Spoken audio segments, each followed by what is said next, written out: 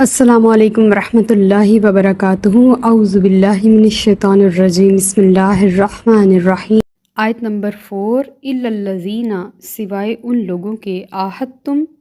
جن سے تم نے معاہدہ کیا، من المشرکین، مشرکوں کے، یعنی کہ ان مشرکوں کے سوا جن سے تم نے معاہدہ کیا، ثم پھر لم ینکثوکم، نہ کمی کی تمہارے ساتھ، شیئن، ذرہ بھر بھی، ولم یظاہروا، اور نہ انہوں نے مدد کی، علیکم، تمہارے خلاف، احدن، کسی کی، فاتموا، تو پس پورا کرو، الیہم، ان سے، عہدہم، ان کے وعدے، الی مدتہم، ان کی مقررہ مدت تک، ان اللہ، بے شک اللہ تعالیٰ، یحب المتقین، پرہیزگاروں کو دوست رکھتا ہے، ان سے محبت فرماتا ہے۔ اس آیت میں ہمیں ان لوگوں کے ساتھ جنگ کرنے کا حکم تھا جنہوں نے معاہدے توڑے، یعنی کہ معاہدہ سب سے پہلے جنہوں نے خود خلاف ورزی کی، اس کا احترام نہیں کیا، پابند نہیں رہے، ہمیں ان کے ساتھ جنگ کرنے کا حکم تھا۔ لیکن وہ لوگ جو معاہدے کے پابند تھے، انہوں نے اسلام کا کوئی نقصان نہیں کیا، نہ پوشیدہ طور پر مسلمانوں کے دشمنوں کی مدد کی، اور نہ ہی کسی قسم کا اسلام کا نقصان پہنچانے کی کوشش کی۔ ان کے ساتھ جو معاہدے ہو چکے ہیں ان کی پابندی لازماً ہے۔ یہ تقویٰ کا لوازم ہے، یعنی کہ کسی بھی چیز کی خوبصورت بنانے کے لیے جو چیز ہوتی ہے نا، اس کو لوازمات کہتے ہیں، کہ یہ چیز اس کو خوبصورت بنا رہی ہے۔ تو معاہدے کی پاسداری کرنا تقویٰ کو خوبصورت بناتا ہے، تقویٰ کو سنوارتا ہے، نکھارتا ہے، اور یہ متقین کا شیوا ہے کہ وہ معاہدہ پورا کرتے ہیں اور تقویٰ کے اوپر قائم رہتے ہیں۔ اور یہ اللہ تعالیٰ نے اس آیت میں بتا دیا کہ جنہوں نے ذرہ برابر بھی کمی نہیں کی، نہ تمہارے خلاف کسی کی مدد کی، تو ان کے ساتھ اس مدت تک، یعنی کہ جس ڈیٹ تک معاہدہ ہو چکا ہے، اس کو ہر صورت پورا کرو۔ اللہ متقین کو دوست رکھتا ہے، محب ہے ان کا، پسند کرنے والا ہے انہیں۔ آیت نمبر 5، فَإِذَا انسَلَخَ، پس جب گزر جائیں، الاشہر الحرم، حرمت والے مہینے، فَاقْتُلُوا، تو قتل کرو، المشرکین، مشرکین کو، حیث وجدتموہم، جہاں کہیں تم انہیں پاؤ، وخذوہم، اور انہیں گرفتار کرو، واحصروہم، اور گھیرے میں لے لو، وقعدوا، اور بیٹھو، لہم، ان کی، کل مرصد، طاق میں، یعنی کہ گھات لگا کر،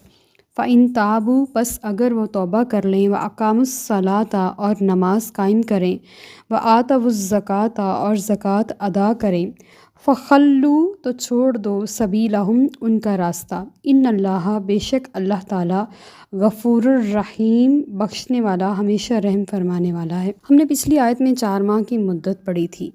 کہ وہ ان 4 ماہ کے لیے ان کو اجازت ہے، وہ زمین میں چل پھر رہے ہیں، اپنی مرضی کی زندگی گزار لیں، یا جو بھی ان کے ذہن میں ارادہ ہے وہ اسلام قبول کر لیں یا اس علاقے کو چھوڑ دیں، وہ اس کو پورا کریں۔ لیکن جب وہ 4 ماہ گزر جائیں تو پھر ان کو پکڑا جائے۔ اللہ تعالیٰ فرما رہے ہیں اذن سلخ، سلخ کا مطلب ہوتا ہے کسی چیز کو اتار پھینکنا۔ جب کسی جانور کو ذبح کیا جاتا ہے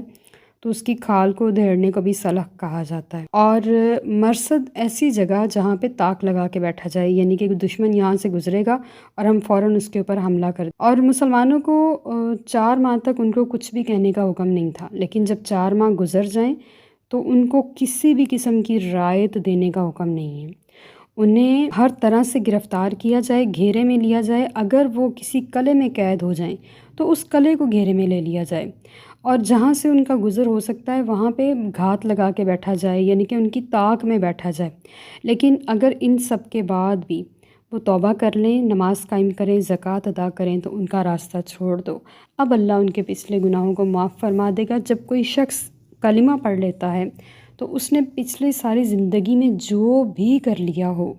اللہ اس کے اوپر لکیر پھیر دیتا ہے، اس کو معافی عطا فرما دیتا ہے۔ اس سے بڑی بخشش، رحیمی، رحمانی اور کیا ہوگی، جو اللہ اپنے بندے کے سارے گناہ معاف فرما کے اس کی ایک کلمہ طیبہ کی پکار کو پسند فرما کے قبول فرما لیتا ہے۔ آیت نمبر 6، وَإِنْ، اور اگر، احد من المشرکین، کوئی شخص مشرکوں میں سے، استجارہ کا، آپ سے پناہ طلب کرے، فَأَجِرْهُ، تو اسے پناہ دیجیے، حتیٰ، یہاں تک کہ، یسمع، وہ سنے، کلام اللہ، اللہ کے کلام کو، ثم پھر ابلغہ اسے پہنچا دیجئے مأمنہ اس کی امن گاہ میں، ذالکہ یہ حکم اس لیے ہے بأنہم قوم کہ وہ ایسی قوم سے ہے لا یعلمون جو علم نہیں رکھتی، یعنی کہ قرآن نہیں جانتی۔ اب جن مشرکین کے ساتھ جنگ کرنے کا حکم تھا، اگر کوئی مشرک یعنی کہ ان 4 مہینے گزر جانے کے بعد وہ قرآن پاک کے پیغام کو سمجھے، اپنی غلط فہمیاں اور شبہات دور کرے، تو آپ اسے موقع دیں کہ وہ آئے، اللہ کا کلام سنے، اپنی غلط فہمیاں دور کرے، اور آپ اگر وہ آپ سے پناہ مانگے تو آپ اسے پناہ دیجئے کہ اس کو ہاتھ نہیں لگانا۔ جو اللہ کی پناہ میں آ گیا، جو حضور کی پناہ میں آ گیا، اب وہ کسی بھی قسم کے حملے سے محفوظ ہو گیا۔ تو اس کو اگر ہم اپنی اس ظاہری زندگی بھر میں بھی دیکھ لیں کہ جو اللہ اور اس کے رسول کی پناہ میں آ گیا، جو اللہ اور اس کے رسول کے حدود و قیود کے اندر آ گیا، جو انہوں نے ہمارے لیے طے کر رکھی ہیں، جو ہمارا دین ہمارے لیے طے کر کے رکھا ہوا ہے، اگر کوئی شخص وہاں آ گیا تو اس کو کچھ نہیں کہا جائے گا۔ اگر کوئی اللہ کی پناہ میں آ گیا، اس کے محبوب علیہ الصلوۃ والسلام کی پناہ میں آ گیا، ان کی نظروں میں آ گیا، تو اس کو کچھ نہیں کہا جائے گا، لیکن وہ اپنے نیک اعمال اور اپنے اخلاص نیت کو ساتھ رکھے گا تو اس کو کچھ نہیں کہا جائے گا۔ اللہ نے پناہ دینے کا حکم دیا ہے۔ امام ابوبکر نے اس آیت کے کئی معنی جو ہیں وہ نکالے ہیں، جن میں سے کچھ یہ ہیں کہ اس آیت سے معلوم ہوا کہ اگر کوئی کافر اسلام کی صداقت معلوم کرنا چاہے تو ہم پہ فرض ہے کہ ہم اسے موقع دیں اور پوری کوشش کریں کہ اس کے جتنے بھی شک ہیں وہ دور کیے جائیں۔ اگر اس عرصے میں اس کی حفاظت کی ذمہ داری حکومت اسلامیہ پہ ہوگی کہ کوئی اس کو ہاتھ نہیں لگا سکتا، وہ آدمی مقررہ وقت تک ایک ہی سلطنت اسلامیہ میں، یعنی کہ جس ملک میں رہ رہے اسی ملک میں رہے گا، اور اسے غیر معینہ مدت تک یہاں رہنے کی اجازت نہیں ہوگی۔ بس جتنی دیر وہ ٹھہر سکتا ہے، اپنے شبہات دور کر سکتا ہے، یا جو بھی وہ کرنا چاہتا ہے وہ کر کے تو جا سکتا ہے، یا پھر وہاں رہ سکتا ہے اسلام قبول کر کے۔ اگر وہ زیادہ عرصہ رہنا چاہے تو اسے اس ملک کی شہریت قبول کرنی ہوگی، یعنی کہ جزیہ یا ٹیکس یا کسی بھی طریقے سے اسے وہاں کی سٹیزن شپ لینی ہوگی، اور پھر وہ اس ملک میں رہ سکے گا۔ یہ مشرکین کی ایک اسلامی کنٹری میں رہنے کے لیے کچھ شرائط ہیں جو ضروری ہیں، اور اللہ تعالیٰ فرما رہے ہیں آپ ان کو اتنا سا موقع ضرور دیجئے، کیونکہ وہ قرآن کا علم نہیں رکھتی، وہ قرآنی احکامات، ہمارے دین کے احکامات اور اس کی اقدار اور روایات کو نہیں جانتی، لہٰذا ان کو اتنا سا موقع ضرور دینا چاہیے۔ آیت نمبر 7، کیفا کیوں کر، یکون ہو سکتا ہے، للمشرکین مشرکوں کے لیے، عہدن کوئی معاہدہ، عند اللہ اللہ کے نزدیک، و عند رسولہ اور اس کے رسول کے نزدیک، الا الذین سوائے ان لوگوں کے، عاہدتم جن سے تم نے معاہدہ کیا،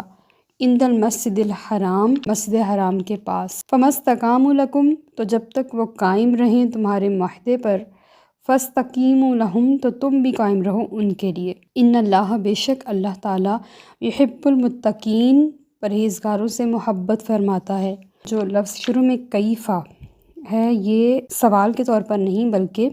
حیرت کے طور پر ہے کہ مشرکین کس طرح سے کوئی معاہدہ اللہ اور اس کے رسول کے نزدیک نبھا سکتے ہیں۔ کبھی بھی ایسا نہیں ہو سکتا کہ مشرکین وعدہ نبھائیں، لیکن ان لوگوں کے ساتھ جن کے ساتھ تم نے مسجد حرام کے پاس معاہدہ کیا تھا، یہ کون لوگ تھے؟ یہ صلح حدیبیہ کے موقع پر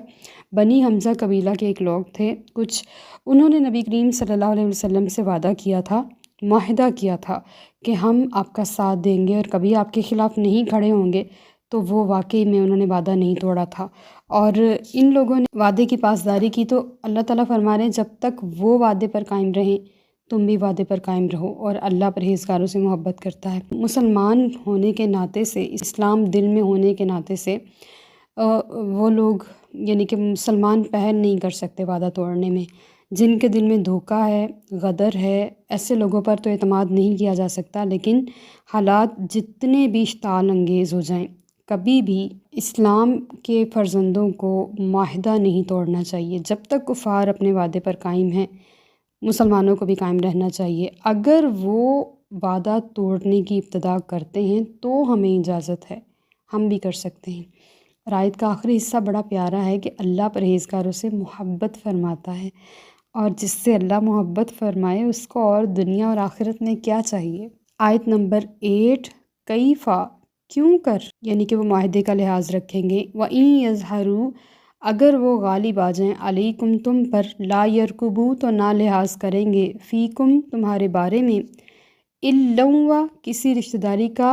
لا ذمتن اور نہ کسی عہد کا، یردونکم راضی کرنا چاہتے ہیں تمہیں، بھی افواہہم اپنے منہ کی باتوں سے، وتابا اور انکار کر رہے ہیں، قلوبہم ان کے دل، واکثرہم اور ان میں سے اکثر فاسقون فاسق ہیں۔ معاہدے کا لحاظ یہاں پر بھی اللہ تعالیٰ کی طرف سے ایک حیرت کا اظہار ہے کہ کس طرح سے یہ مشرکین وعدے کی پاسداری کر سکتے ہیں، کس طرح وہ لحاظ کر سکتے ہیں کہ اگر ان کو موقع ملتا ہے نا آپ سے جنگ کرنے کا، آپ پر غالب آ جانے کا، تو وہ آپ کی رشتہ داری بھی بھلا دیں گے، اگر خونی رشتہ بھی ہوا تب بھی، اور اگر معاہدہ بھی ہوا، یہاں پہ جو ذمہ کا لفظ ہے یہ معاہدے کے لیے استعمال ہوا ہے، اور اگر معاہدہ بھی ہوا تو اس کو بھی بھلا دیں گے۔ صرف ایک بار ان کو غلبہ حاصل کرنے کی دیر ہے، یہاں پہ انہیں غلبہ حاصل ہوا، وہاں پہ وہ اپنی آئی پر آ جائیں گے، یعنی کہ جو ان کے اندر کا انسان ہے نا، بھیڑیا ہے، وہ جاگ جائے گا اور وہ اس کے اوپر عمل درآمد کرتے ہوئے آپ کا ہر طرح کا احساس بھلا دیں گے۔ یہ آپ کو صرف آپ کے منہوں سے راضی کرنا چاہتے ہیں، یعنی کہ ایسی چکنی چپڑی باتیں کریں گے ظاہر داری کے لیے کہ آپ کو راضی کر لیں گے، لیکن ان باتوں کو ان کا دل بھی انکار کر رہا ہوگا کہ آپ جھوٹ بول رہے ہیں، یعنی کہ وہ ان کا اپنا دل ان کے خلاف کھڑا ہوگا، اور ان میں سے اکثر فاسق ہیں۔ فاسق کون ہوتا ہے؟ جو کہ کھلم کھلا نافرمان ہوتا ہے۔ آیت نمبر 9، اشترو بیچ دی بھی آیات اللہ کی آیتیں، ثمناً قلیلاً تھوڑی قیمت کے عوض، فصدو تو روکا انہیں، عن سبیلہ اللہ کی راہ سے، انہم بے شک وہ، ساء بہت برا تھا، ما کانوا یعملون جو اعمال وہ کیا کرتے تھے۔ اللہ کی راہ سے روکنا اور اس کی آیتیں بیچنا، یہ اللہ تعالیٰ نے استعارہ کے طور پر بتایا ہے کہ مروی ہے کہ جب اہل مکہ کے پاس قوت کم ہو گئی اور وہ کمزور ہو گئے تو طائف والوں نے کہا کہ ہم تمہاری مالی مدد کرنے کے لیے تیار ہیں، آپ اسلام کے ساتھ جنگ کریں۔ اور مفسرین نے لکھا ہے کہ کفار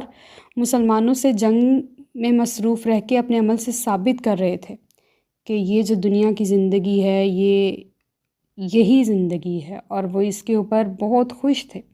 انہوں نے آخرت کی لذتوں، راحتوں، نعمتوں کو نظر انداز کر دیا۔ قرآن پاک نے اس آیت میں اشترو بآیات اللہ اسی لیے فرمایا نا کہ انہوں نے آخرت کی زندگی کو پس پشت ڈال دیا اور دنیا کی زندگی کو پسند کیا، اللہ کی آیتیں تھوڑی قیمت کے عوض بیچ دیں، اللہ کی راہ سے روکا۔ بہت ہی برا فیصلہ تھا جو انہوں نے کیا۔ اگر وہ چاہتے تو اسلام کے محافظ بنتے، اسلام کے ساتھی بنتے، اپنے دونوں جہاں سوار لیتے، لیکن انہوں نے کیا چاہنا جب کہ اللہ نہ چاہے۔ وما تشاءون الا ان یشاء اللہ، اللہ ہی کی چاہت نہیں تھی کہ وہ مسلمان ہو سکتے،